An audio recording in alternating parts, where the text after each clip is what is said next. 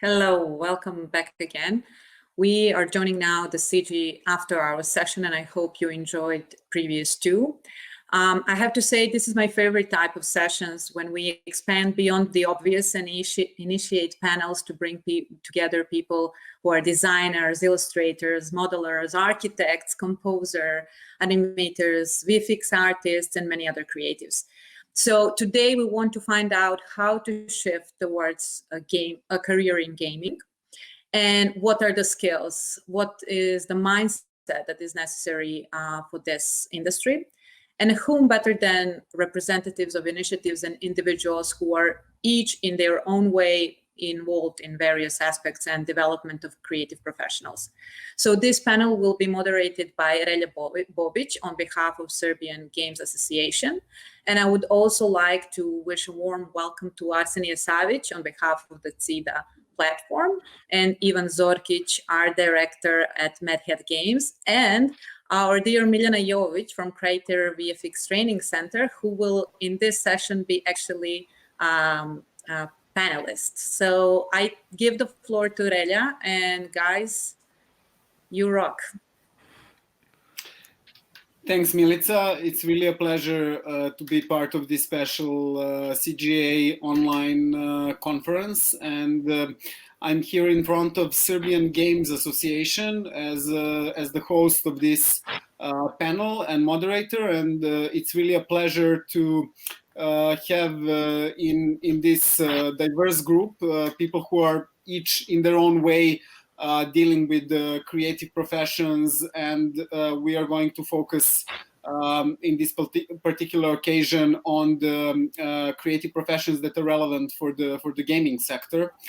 So just to give you a short intro or a bit of context, as you are all probably aware who are following this event, the gaming ecosystem is one of the most developing ones among the creative industries, and cumulatively it is already bigger than the music and the film industries together.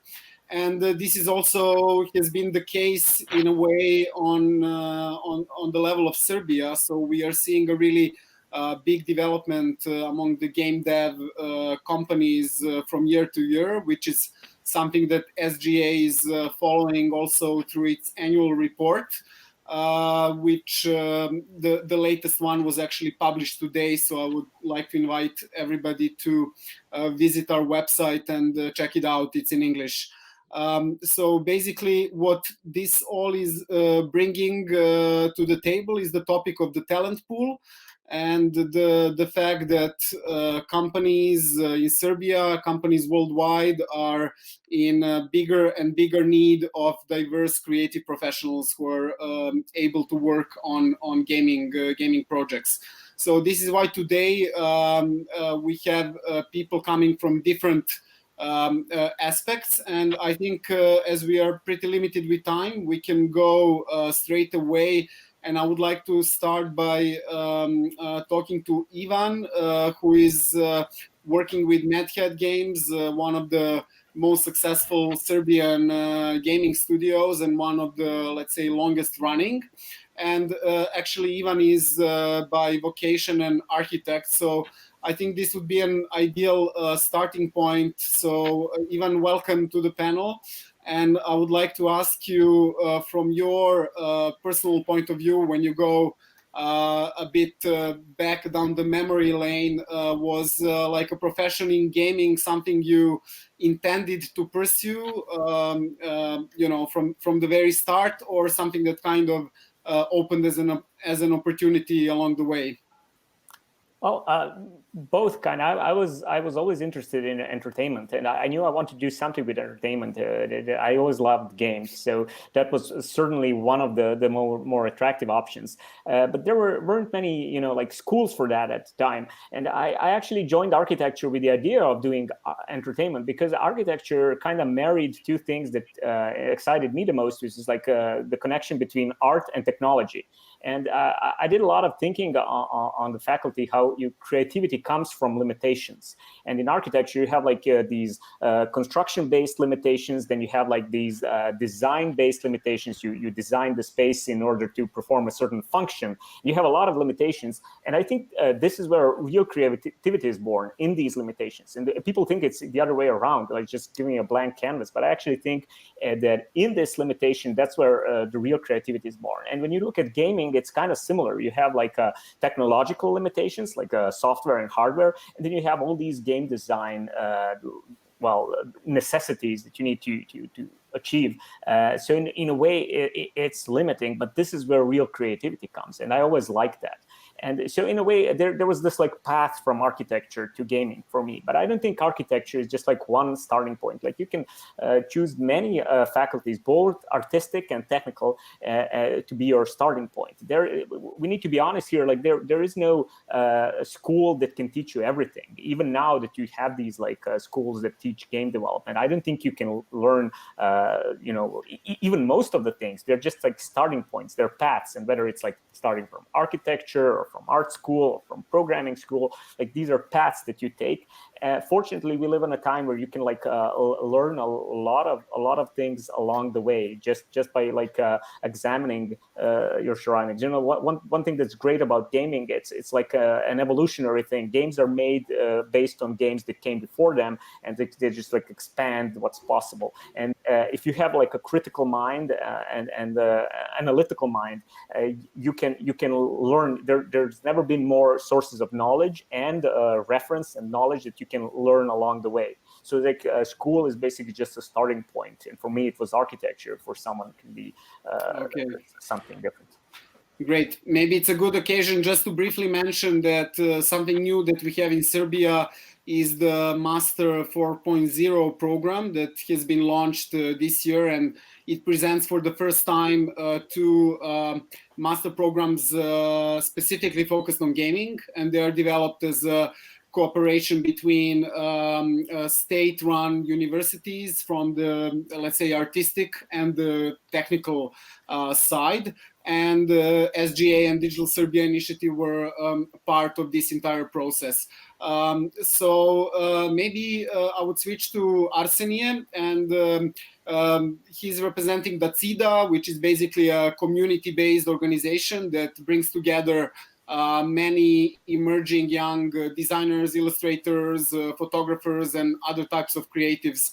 So, Arsenije, could you tell us from your perspective? You are in touch with a lot of these young future creative professionals. What is the perception, let's say, of the gaming industry from their point of view? And are they still, let's say, thinking in those, let's say, older terms of that the path is after a design school, that you need to do an internship in an advertising agency and then maybe start your own studio later down the line? Or these kind of options are more open for them now and they kind of embrace those opportunities? Yeah, I think there is definitely main two types of people and different groups, but mainly the older generation. My generation that finished the college and it's 2 or 3 years or 4 years in the working force. I think that was their trend, and we had discussion on our meetups about should you start your career in design agency. But I think it's definitely people are more looking for ways where they can do something meaningful, and I think that's why they're primarily oriented toward freelancing. But however, I in discussion with students, I realized that a lot of them are basically trying to start their career not in a traditional way. So I would say it is interesting that it is even is from architecture, because I had a lot of friends from architecture, although there are not many in DACIDA. I think the biggest problem is mindset regarding that connecting yourself to specific role instead of using your knowledge and seeing how you can apply it to different disciplines. So I think that in a sense, they're connecting to the roles, and then these types of role are less and less. So I think, as from my standpoint, that's one of the biggest problems regarding that. But it was interesting when we announced this session, and a lot of people were writing to us. So I realized that there are people that are interested in gaming, but I'm guessing that they still don't know how to bridge from these disciplines. Okay, thanks a lot. Yeah, well, I think gaming is a truly transdisciplinary field of creative action is definitely interesting for a lot of young people for this reason. And together with Miljana and the Creator team, we are also from SGA looking forward to kind of bring closer the different gaming professions to the young creatives who would like to, let's say, get involved. So Miljana, you have been, besides, of course, hosting this event and working with the Creator Studio, you are in charge of the Creator Training Center, which has been for years now presenting different hands-on courses in different, let's say, film post-production skills and many other complementary and affiliated creative skills. So from your own experience in working with the people who are attending your courses, what have been some of the, let's say, takeaways, and how do you see the gaming story as part of their perception of a possible career path? Yeah, I'm an architect too, by the way, so I'm a colleague. Well, it's been our privilege, to be a non-formal education and to be a way to bridge a gap between the formal education and the industry, and to be a bit supplementary, actually, to formal education. So we can update our courses in real time in response to industry needs. So we are looking the needs of the industry very closely, and we are collaborating with all the companies in creative computer graphics industries, and we are just seeing the emerging trends and talk to people, talk to HRs. So we are quickly, updating and trying to be innovative and in the first place to be of great help for our industry and for people to, specialize for the particular jobs in particular companies. Okay, great. So maybe then I would just start next round and go one layer, let's say, deeper.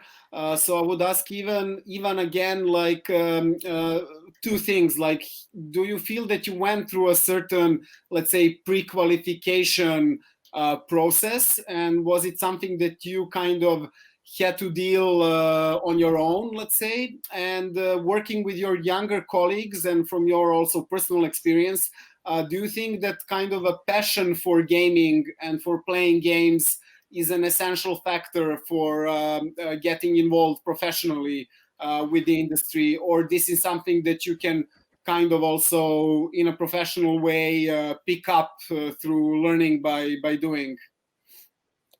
Yeah, so these are two questions, but they're like there's one answer. It's like, you do kind of start alone. You have to have this like passion for games, and like if you usually start. You don't need anyone else. But the good thing is like you do find people along the way, and whether it's people online where you have like many courses these days and stuff. But most of all, like when you just start working on something with people around you, like you learn from them. I learned a terrible deal from a tremendous deal from people around me. So that I never had this sensation that I was alone, though I did start that way. As for the passion for gaming, I think you need, like, if you're going to do something, I keep saying game development is not a job, it's a career. So like you have to be like, this is your life. And if it's like asking a filmmaker, do you need to watch films? Well, of course you do. Of course, it depends on the position. But I would suggest it to everyone, even if you're like part of the legal team in a gaming company, you should probably play games. It helps. But there are some positions where you just have to be into this, like a game designer or a gameplay programmer. Like it really helps. The good part is like you don't have to like be an expert game player or something. You just have to be in this world, follow the industry, and like learn along the way. And I don't think you should be like a limiting factor if you're like not like an expert player or something, and they don't back away because of it. But you just need a passion for it, and that's for sure. Okay, great. And Arsenie, what do you think about the, let's say, balance between the creative and technical aspect? As I understand, you're also more, let's say, a tech guy by your professional calling. So, I mean, I've been kind of involved with designers and illustrators for quite a long time now, but I'm interested, like, would you say that the more younger generations are more open to the let's say to coding and to the technical sides of contemporary design? Sorry. So yeah, definitely I would say the technical part is not so difficult.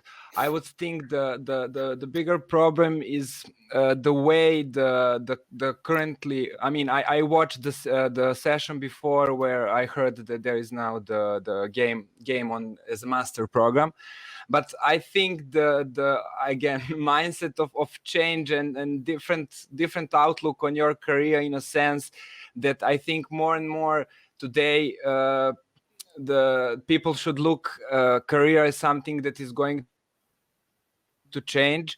So in that way, you ask Miljana about that. So I just wanted to say something about, because that was the panel before us.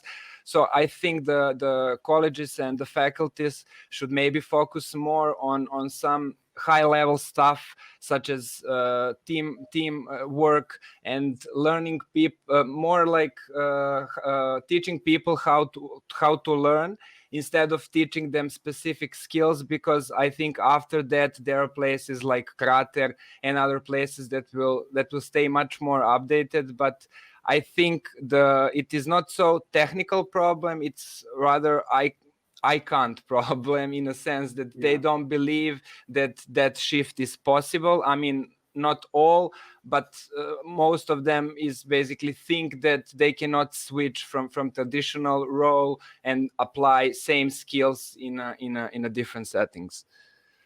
Okay, great. I mean, this is also like a big space for action that we from SGA, for example, are also aware of, and we are planning together with Creator and many other partners and other stakeholders a series of activities to kind of bring these topics closer to even high schoolers and of course students. Miljana, to kind of slowly round it up, and then we're going to move into the Q&A room. I would ask you about, let's say, specific courses, specific actions that you are taking on at the Creator Training Center. I mean, this year, and some of the plans you have for the next year that are specifically, let's say, related to the realm of game dev. Yeah, we are really happy that introduction of games into our courses, it just crept up really slowly, and it was a process that our teachers actually introduced as they were switching their careers from visual effects to gaming. They were trying, just inserting Substance Painter and different gaming tools into their programs. So we saw that a lot of our students actually went to different gaming companies. And then we realized that it's time for us to officially start with the gaming courses. So this year we have officially started with several gaming courses, and we plan to introduce several more in the next year. Okay, could you be also specific about some of the, like, will it be more technical or more focused on the art department, or? Yeah, you're right. I always, skip that part. We are actually doing game art courses because what we are good at is arts, and we're not so good in coding, so we don't do that. So yeah, it will be mostly game art courses. And the one thing that I would really like to introduce, since we're doing a lot of trainings for professors at high school teachers and professors at universities, next year, beginning of the next year, we will have a course for Unreal Engine supported by Trilateral. And I'm really happy that all professors from different universities that introduced gaming in their programs will have opportunity to learn Unreal. Okay, that's really great, and I think the way forward is definitely to have complementary developments of formal and informal education, and of course all of these, let's say, more community-based initiatives. So it was really a pleasure to have this set of participants today. So I would like to really thank Ivan, Arseniy, and Miljana for joining, and of course CGA Belgrade for organizing the entire event and for inviting us to talk about this pretty important topic for the future of the gaming ecosystem. Thanks, Relja. Thank you, Milica. Thank you, guys. Time really flies when you are surrounded by these inspiring talks and people that really want to share and have a lot of things to share. So I thank you also on my behalf and invite you to switch to Q&A lounge for more chats. Arseniy, hello. Hello. So welcome to the Q&A room. Basically, I hope I'll be able to moderate this correctly, and we'd like to either hear from you guys directly with your questions. If you have questions for a specific participant of the panel, then please address one of us. Or in case you have more general questions, I will try to kind of distribute them appropriately.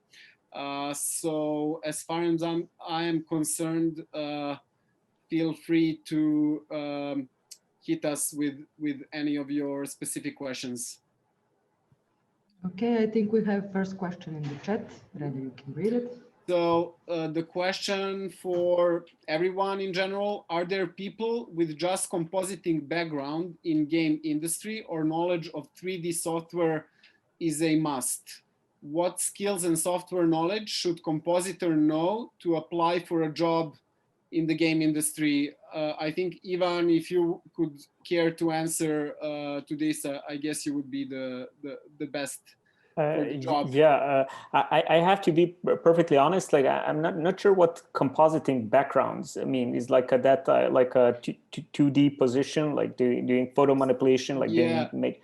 So I think the main question is the 3D software a must? So that really depends on many factors. First of all, is like what the studio that you're applying to, what kind of games do they make? And at MatHead, we had several types of games. We did like casual games, and then we translated to 3D games. And now we are, for example, looking for people to work on our 3D game projects. But even on, like, first of all, on games that are not 3D, you don't need 3D software in most cases. It's actually funny, in our case, we actually use 3D software to create certain backgrounds and stuff like that, and then paint over them. So that was a useful knowledge. And in 3D software, obviously, it helps to know 3D. But again, it really depends on the position. Like, we have a lot of like concept artists, like texture artists. Then, of course, I'm assuming we're talking about artists. Like, of course, like if you're a programmer or something, that knowledge may not be required. though I have to say it's always useful, and you have to look at trends. So I would say it's not required for a lot of positions, but the trend is simply to go 3D with everything, and it's really useful to start learning. The good news is it's not really hard to learn. It's not something that should be a barrier of any sort. If you're talented, if you're artistic, and I really mean this, I'm not saying this just like to make someone feel good. I really mean it. Like the biggest knowledge is just having the artistic talent, the taste for what's visually nice, what's good, and then learning a software like learning Blender or Maya or 3D Max, like that can be done in a matter of weeks or months. It's not a problem. So I would say, like, if you're into game development and you're an artist, you should probably start learning 3D software, but it's not the most like a requirement, a barrier for entry. Okay, and we have another question in the kind of, okay, Yeah. Arso, sorry. No, I just wanted to add small detail that Ivan said, because I mean, although I'm professionally not in that sphere, I'm in amateur sense exploring different stuff. So 2 months ago, I started just for fun learning Blender to see where I can go. And I think after 1 month, I basically went through the basics. And then, I mean, I stopped because I didn't know then. I started learning just to learn, but what Ivan is saying, I think I just wanted to support that claim that basically it's not so hard to learn 3D software. Yeah, I would say like that over the last 10 years, there's a completely, let's say, new frontier in terms of learning specific skills, because if you go a bit back in time, then you had to like basically set aside some money and go to like an informal training center and go through like, courses. And now there are so many resources online just for the fact that basically producing educational content has become way easier, and people are, I think, much more open to share their knowledge. So we have another question that's kind of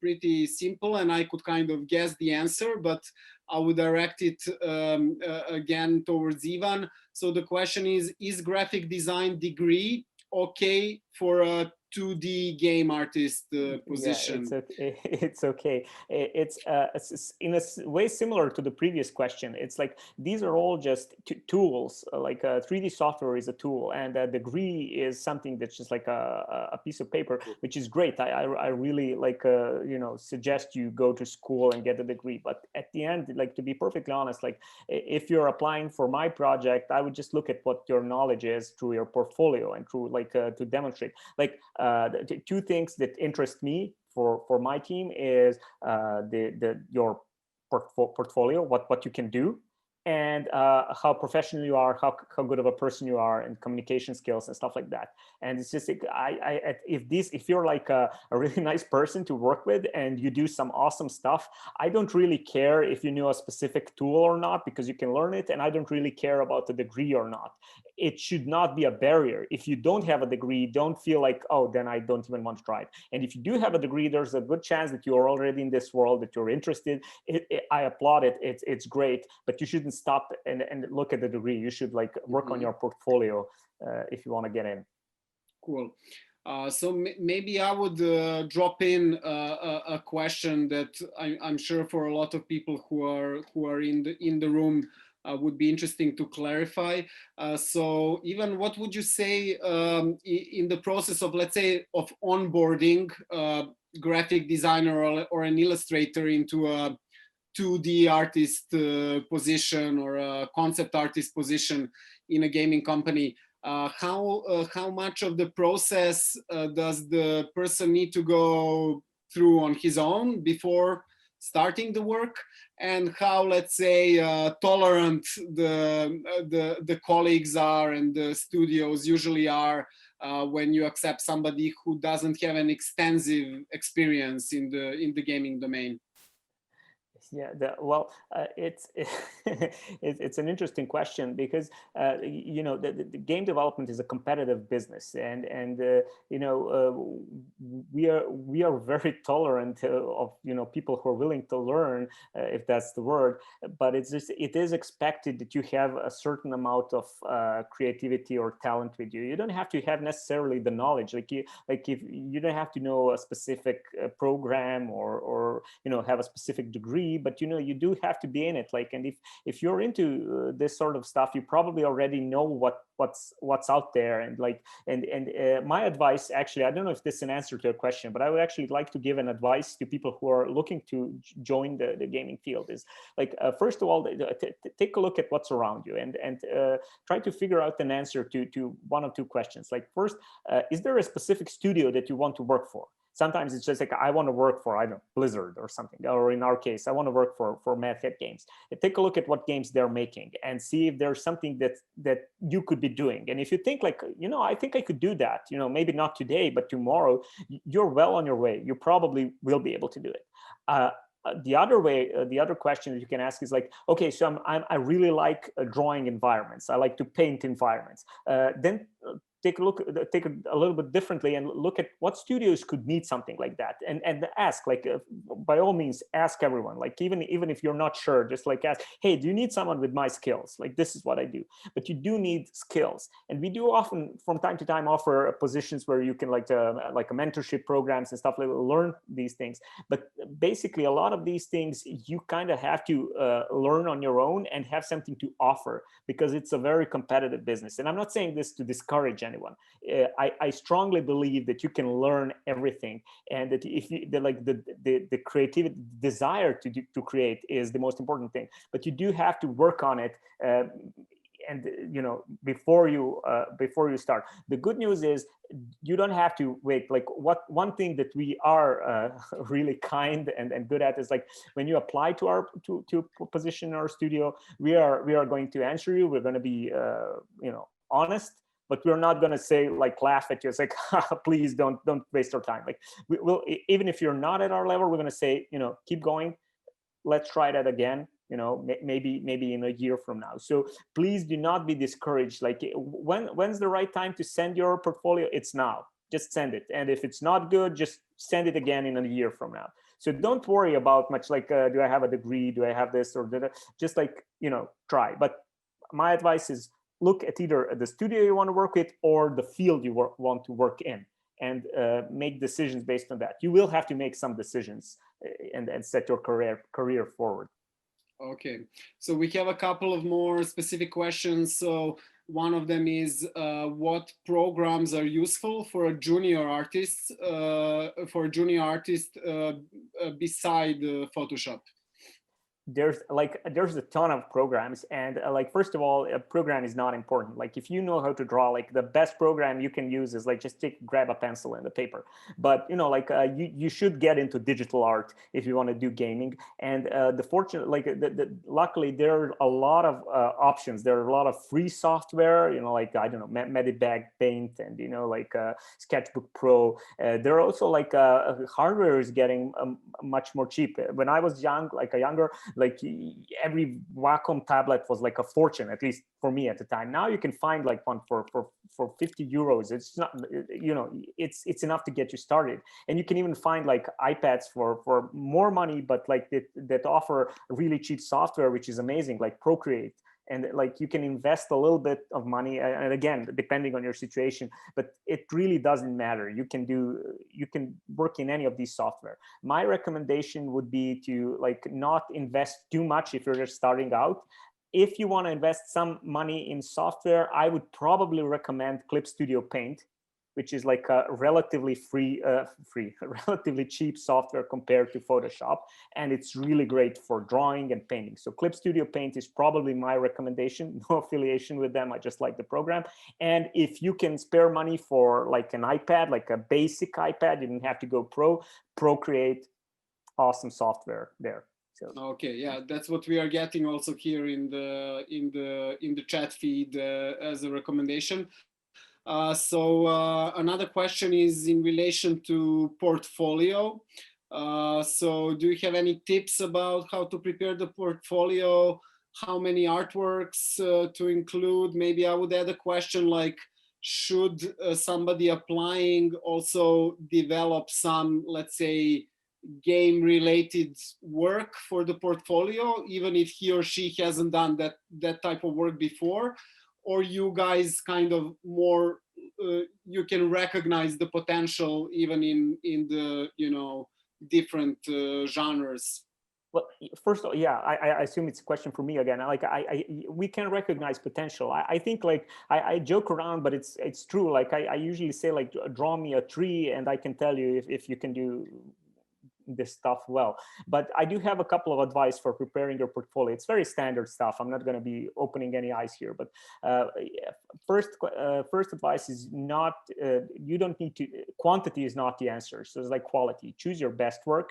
And, you know, just the second thing is variety. If you can offer, like, if you can do both characters and environments, show that. If you're just specializing on characters, by all means, send your characters. But if you think you can do multiple things, it always shows, because especially in game development, like, tasks are different and varied, and, you know, sometimes we can use someone who is just like a generalist even more than who's a specialist. But of course, if you're best in one area, focus on that area and send your best work. And the final thing is, like, yeah, if it helps to, again, pick a studio, see what their project's working on. If it's a stylized game, like when we worked on Pagan Online, like sending us realistic drawings may not have been like the best way to get our attention for that time.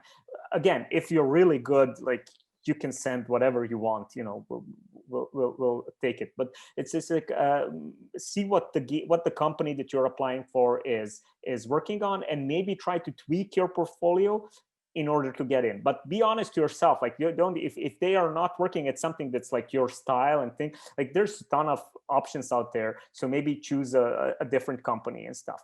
Currently, we are looking for someone who's like doing more like realistic concept art and stuff like that for our 3D games, who's also passionate about science fiction and fantasy for our projects. So maybe that would be like advice, you know, don't send us like illustrations of fruit or something like that, like draw monsters or environments. But anything really, if you're good, can show your skill pretty well. And personally, I have to say, I'm really good at just like I can see one or two illustrations and say this person is good, if that means anything. So you don't have to send like 50 drawings or anything. Just like you is fine. Okay, so we have another question, which actually is a really good fit to what I wanted to put on the table. And maybe I would, to give Ivan a couple of minutes of break, maybe I would organize it in a different way. So the idea is that we try to do like a short overview of different positions in the, let's say, art department within a gaming company. So maybe I would ask Arsenia if that would be okay with him. Like, if Arso, if you could like mention a couple of positions that are familiar to you as, let's say, a relative outsider from the gaming industry. You haven't been working in a gaming company so far, and then maybe Ivan could kind of just continue and you can just mention the name of the position and like in one sentence basically what is the actual focus of the person working in that position. How does that sound? Yeah, that's, I mean, although I'm outsider, I'm not so outsider, because sometimes curiosity, I'm really curious. So somebody mentioned President School, and I was basically in the last few months watching a lot of that channel. Yeah. So I mean, and he was his last video was about how the game industry started, and he covered a lot of ground regarding that roles. But yeah, I think in a sense, I mean, I know like two main roles, which is I guess the place where everybody's trying to get is concept artist. But besides that, I also have maybe question for Ivan, in a sense that how much drawing skills and abilities are require for the concept artist, and maybe like what is the scale when it comes to the technical and drawing aspect, which I'm guessing are the fundamentals that are covering in the most roles. So what are the requirements for that? And to answer the question, I mean, I know for the concept artist, I know for the environment artist, I know for the UI artist, I know for that was the most fascinating role, the marketing artist, or the person who is basically doing just like promotional material. Banners. Yeah, the like, I don't know, I forgot the name. And yeah, I mean, and besides that, I know for technical artists that there are a lot of 3D artists that are covering these grounds. So yeah. Yeah, even could you kind of lead on? So if I understand what the technical level is, first let me just say, like, the positions, there's a lot of positions and they can vary based on the studios, and I don't want to waste time now. I could speak a lot about this, but it's like, you can just check it out. There's a lot, like, concept art, character art, environment art. So, like, I think that's easily information you can easily find, and you can always check with the studio. Like, they usually write what they're looking for and then Google it, what does that mean. But as for a technical skill, look, I have to be honest, like, if you want to do like concept art for a game, you have to be good at it. Like, there's a lot of people doing art, and that's like, we get to choose the really good ones, but that shouldn't never discourage you, because especially with concept artists, I have to say, it's like, there's a difference between concept art and fine illustration. So like, if you want to be a fine illustrator and just like do pretty pictures, that's awesome. I love that. But like, for concept artists, the most important thing is to treat your work as an explanation. So your work is going to go to the 3D artist or to someone, to a programmer or animator, and like, they will make something from your work. And I sometimes joke around, if you can write an essay and this would be enough for a 3D artist to do a great model, then your work is done. You don't even have to draw. I would love to see this essay. I don't think that would work, but it's just like, it's not about the illustration itself. It's just like the ideas and how well do you convey these ideas. So even if you're not the best in technical terms, that will come in time. But if you have some great ideas, then, and if you can explain them well, because like, sometimes we all have great ideas in our heads, but like, can you translate it to an illustration or something and just carry this idea to someone? If these these are great ideas, and even if you're not the best technically, like, because it often happens, it can happen the other way around. I've seen technically masterful artists that do amazing illustrations, but their ideas do not translate well to games. So my advice is to actually look. There's a ton of stuff on ArtStation, on Pinterest, on Instagram, it's all around the place. Just look at how others are doing, and think about it. Can you do this? Can you get close to this? Explore, and I often say, like, thinking and analyzing is the most important thing in many industries, especially in gaming. So like, go deep into their concept art and see what you can draw from that, and then just try to reproduce it. And don't worry about, like, you will, like, if you're an artist, you will never be good enough in your own eyes. So just like, apply and try different things. And if you're really set up to do it, I'm sure you can. It's all possible. Okay, I think we are slowly running out of time, but if I'm gonna give everybody a couple of more seconds if you want to drop another question.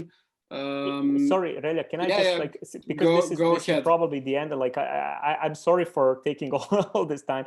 I just want to say to everyone here that MadHead is looking for new people all the time, and there are some great companies in Serbia now and in the region.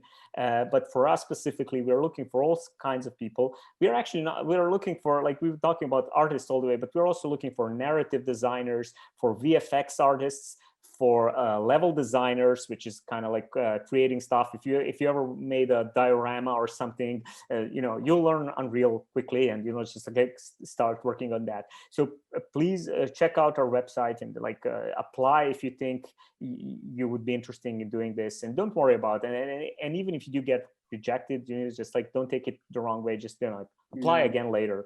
And that's just the message I wanted to give everyone. Thanks a lot. You basically answered another question that we got, which is how often is Mad Hat hiring junior artists? So I suppose, as I understand, Mad Hat also has like a jobs postings on their website. I would also mention for everybody who is active in Serbia and the region that also SGA is running the SGA Poslovi or SGA jobs board on our website. So it basically collates all the job openings in the Serbian gaming industry. So all the job openings coming from most of our member companies, and there's almost 80 companies on board, and many more, of course, jobs. And I don't know, my personal impression is that I think somebody who has talent, who has motivation to work in this domain will not actually have too much of a problem to find their nest in one of these companies at least in Serbia. I don't know if you would agree, Ivan. Oh yeah, I agree. Currently in Mad Hat, we are actually looking for people who are really good. We have some very advanced projects going on, but if you're talented, and a junior can mean that you just lack experience, but if you're good, that shouldn't stop you from anything. So we are not are not looking for people who are just starting out in terms of knowledge and stuff, but if you do have a talent, and if you're up for it, you don't have to be senior with 10 years of experience and stuff. My advice is always apply. Always apply. You never know. Never know. And if you don't get the job you want, apply somewhere else, then apply again. That's the beauty of it. So that's basically my answer. Yeah. So thanks a lot, Arzo. You want to go ahead? I just wanted to. Yeah, I'm really glad that we started this discussion. As I think hearing this discussion and being part of one community and now listening to other parts, I think I have a lot of questions for Ivan and for a lot of other artists that I hope we will collaborate in the future, because I think I see some. I think I see some things that maybe people will become interested that we don't have now time to dig deep. But yeah, I just wanted to say that it was really good to start. I love talking about this. So whenever there's an event like this, I'll be glad to answer any questions. I'm sorry we had so little time, but yeah. Well, thanks a lot. And as I mentioned already, there's going to be a series of activities. Like SGA will be teaming up with both Dacida and Creator to kind of debunk these different gaming professions. And this is going to be a kind of a continuous process, and we're going to be producing quite a lot of content, some of it also in English. So we also invite all of you who have joined the event, who are not coming from Serbia or from the Southeast Europe or the Balkans region, to keep following us. And we look forward to kind of pushing this gaming frontier even further, because this is definitely a field that is I think opening new possibilities for a big number of people who basically want to pursue a creative career. So yeah, let's go beyond the ad agencies and do some really worthwhile work. So thanks again. Can I join just for a second? Of course. Just to tell everyone, so if anyone has some questions about courses in Creative Training Center, you can go on our website. I will send you in chat, so we can maybe answer your questions about learning paths. Maybe if you're interested in some job or career path. So maybe we can give you an answer. We have some courses, we're planning to get more courses.